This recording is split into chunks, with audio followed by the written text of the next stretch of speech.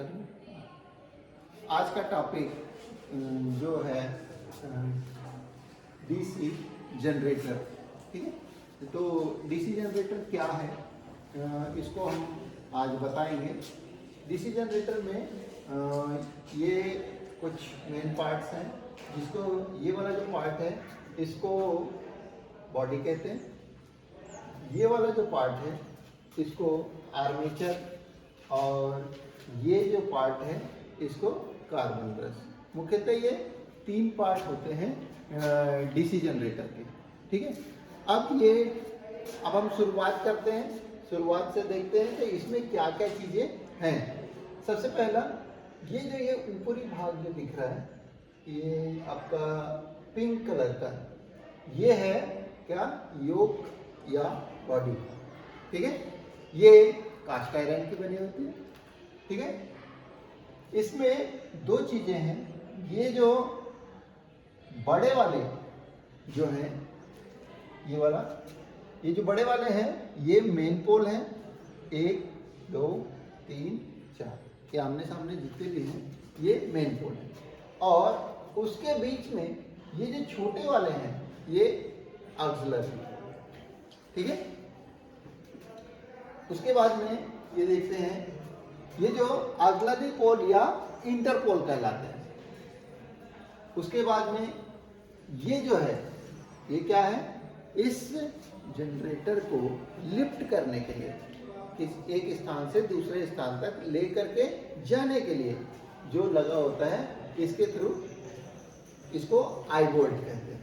ठीक है, ये आई बोल्ट सेंटर ऑफ ग्रेविटी में लगा हुआ होता है, मतलब इस जगह इसकी सेंटर ऑफ ग्रेविटी होती है। ये मतलब बैलेंस होकर के चलेगा। नेक्स्ट है, ये जो इसके कोर है, या इसको हम पोलसू भी कह सकते हैं। ठीक है, पोलसू जो है ये लेमिनेटेड सिलिकॉन स्टील के बने हुए होते हैं, और इसका साइज होता है 0.35 mm से 6.6 mm के बीच में होता है। बात ये आती है कि ये 0.35 mm से 6 mm का बनाए जाने का मतलब क्या है। तो इसका मतलब ये है कि ये जितने पतले पट्टियों से बने होंगे वो फ्लक्स के प्रवाह की दिशा निर्धारित करेंगे, या उतना क्लियर पाथ मिलेगा, जिससे आपका वाइब्रेशन या जो लॉसेस हैं वो कम होंगे। ठीक है, उसके बाद में सेकेंडरी पार्ट आता है, ये क्या है, आर्मेचर कोर का। ये भी सिलिकॉन स्टील की बनी हुई होती है। इसमें मुख्यतः फ्रंट और बैक। ठीक है, तो इसमें ये क्या चीज है, बेरिंग। ये बेरिंग प्लेट या बेरिंग कवर, जिस पर बेरिंग लगी होती है। अब मैं आपको ये बताना चाहूंगा कि बेरिंग मुख्यतः 3 प्रकार के होते हैं: बॉल बेरिंग, रोलर बेरिंग और बुश। ठीक है, सबसे ज्यादा लोड कन्वर्सन के लिए जो है रोलर बेरिंग का इस्तेमाल किया जाता है, लेकिन यहाँ पर कम लोड के लिए जहाँ पर उपयोग करना है वहाँ पर हम बॉल बेरिंग का इस्तेमाल करते हैं। छोटी छोटी मोटरों में बुश बेरिंग का भी इस्तेमाल किया जाता है। ठीक है, इसके बाद में ये आर्मेचर है। इस आर्मेचर में भी सिलिकॉन स्टील की पट्टियों की स्टैंपिंग्स कर करके ही बनाई जाती है। इसमें भी वाइंडिंग की जाती है। इसमें फैंस लगा हुआ है, और यहाँ पर आर्मेचर में क्या लगा होता है, आर्मेचर और वाइंडिंग के बीच में क्या होता है, राइजर। ठीक है, राइजर, ये जो कम्यूटेटर होता है, कम्यूटेटर पे कार्बन ब्रश चलता है, तो कम्यूटेटर से आर्मेचर वाइंडिंग के बीच में जो कनेक्शन होता है उसको राइजर पे जाकर के कनेक्ट कर देते हैं। ठीक है, तो ये वाला पार्ट हो गया।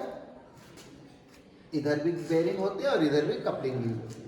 ठीक है, हाँ, एक चीज और मैं बताना चाहूंगा कि ये जो इतना बड़ा पार्ट है ये शाफ्ट से जुड़ा हुआ नहीं होता है।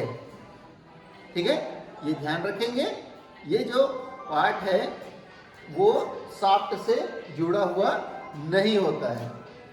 इसके बाद आता है थर्ड नंबर, आर्मेचर, ये आर्मेचर बोल रहा हूँ, कार्बन ब्रश। कार्बन ब्रश में एक तो कार्बन ब्रश है, स्प्रिंग है और इसमें प्रेशर प्लेट है और ब्रश होल्डर है। ये चार चीजें इस पे लगी हुई होती है। बात ये आती है कि ये जो चीज लगाने का रीजन क्या है। तो रीजन ये है कि जब कभी भी किसी ये कम्यूटेटर जो है वो रगड़ खा रहा है, तो रगड़ खाएगा तो ज़्यादा स्पार्किंग करेगा, उसको ज़्यादा प्रेशर होने के कारण से वो स्पार्किंग करेगा और स्पार्किंग को कम करने के लिए इस स्प्रिंग के माध्यम से उसके प्रेशर को कम ज़्यादा किया जा सकता है। ये हो गया इसका काम। दूसरा, ब्रश को हम ब्रश होल्डर में ही लगाते हैं। क्यों? क्योंकि वो उसको एक जगह पर स्थिर करके रखता है। ठीक है, तो आज मैंने आपको ये इतनी सारी जानकारी दी। ठीक है, एनी डाउट? Any doubt? नहीं? किसी को कोई क्वेश्चन? मैं क्वेश्चन करूं? क्लियर हुआ? सबको क्लियर हो गया? Thank you.